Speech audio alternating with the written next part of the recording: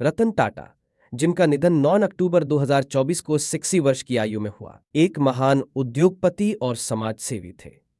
उन्होंने टाटा ग्रुप को विश्व भर में एक प्रतिष्ठित कंपनी के रूप में स्थापित किया और अपनी नेतृत्व क्षमता से भारतीय उद्योग को नई ऊंचाइयों तक पहुंचाया।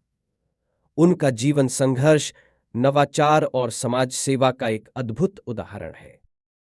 प्रारंभिक जीवन और शिक्षा। रतन टाटा का जन्म 28 दिसंबर 1937 को सूरत, गुजरात में हुआ। वे टाटा परिवार के एक हिस्से के रूप में बड़े हुए, जो भारतीय उद्योग के क्षेत्र में अग्रणी रहा है। रतन टाटा ने अमेरिका के कॉर्नेल विश्वविद्यालय से आर्किटेक्चर में स्नातक की डिग्री प्राप्त की। इसके बाद उन्होंने हार्वर्ड बिजनेस स्कूल से एडवांस्ड मैनेजमेंट प्रोग्राम पूरा किया।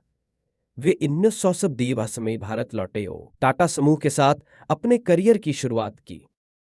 जन्म 28 दिसंबर 1937 सूरत, गुजरात, भारत। आयु 37 वर्ष, 2024। परिवार।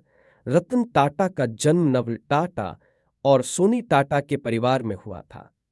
जब वे 10 वर्ष के थे, उनके माता पिता का तलाक हो गया और उनकी परवरिश उनकी दादी लेडी नवाजबाई टाटा ने की। शिक्षा। रतन टाटा ने मुंबई के cathedral and John Connon school से प्रारंभिक शिक्षा प्राप्त की।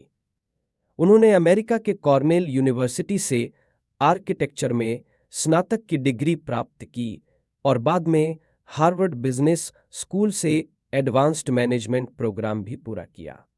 टाटा ग्रुप का नेतृत्व। रतन टाटा ने 1999 में टाटा ग्रुप का नेतृत्व संभाला, जो उस समय मुश्किल दौर से गुजर रहा था। उनके नेतृत्व में टाटा ग्रुप ने 2000 के दशक में वैश्विक अधिग्रहणों के माध्यम से अपनी स्थिति मजबूत की।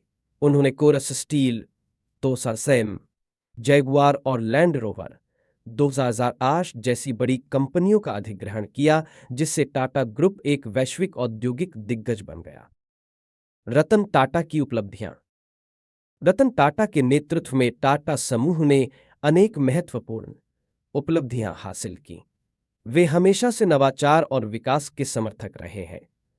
उन्होंने टाटा समूह को वैश्विक पहचान दिलाई और अनेक विदेशी कंपनियों का सफलतापूर्वक अधिग्रहण किया। उन्होंने केवल व्यावसायिक सफलता भी नहीं हासिल की, बल्कि समाज सेवा में भी अपना महत्वपूर्ण योगदान दिया।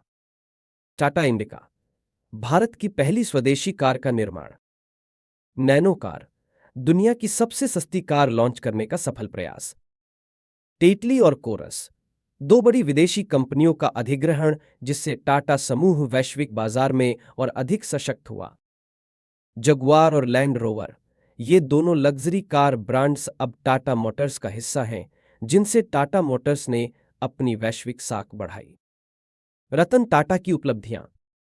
रतन टाटा के नेतृत्व में टाटा ग्रुप की राजस्व वृद्धि 1991 में 5 बिलियन अमेरिकी डॉलर से बढ़कर 2012 में 4 बिलियन अमेरिकी डॉलर हो गई।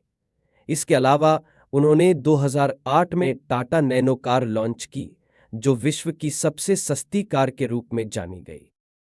पद्म भूषण 2008, भारत सरकार का तीसरा सर्वोच्च नागरिक सम्मान। पद्म विभूषण 2008 ए, भारत सरकार का दूसरा सर्वोच्च नागरिक सम्मान। Knight grand cross of the British Empire 2009, Britain द्वारा दिया गया सम्मान। रतन टाटा की पत्नी। रतन टाटा ने कभी शादी नहीं की। हालांकि उनके निजी जीवन के बारे में कई चर्चाएं हुई हैं, लेकिन उन्होंने कभी विवाह नहीं किया और अपने जीवन को व्यवसाय और समाज सेवा के लिए समर्पित कर दिया। रतन टाटा परिवार। रतन टाटा का परिवार उद्योग जगत में जाना माना है। उनके पिता नवल टाटा, दादी लेडी नवाजबाई टाटा और परदादा जमशेदजी टाटा ने टाटा समूह की नींव रखी थी, जिसे रतन टाटा ने और ऊंचाइयों तक पहुंचाया। उनके भाई का नाम नोएल टाटा है, जो भी टाटा समूह के विभिन्न कंपनियों से जुड़े हुए हैं। समाज सेवा में योगदान। रतन टाटा ने अपने व्यावसायिक योगदान के साथ समाज सेवा के क्षेत्र में भी अभूतपूर्व काम किया। उन्होंने टाटा ट्रस्ट के माध्यम से शिक्षा, स्वास्थ्य और ग्रामीण विकास में योगदान दिया।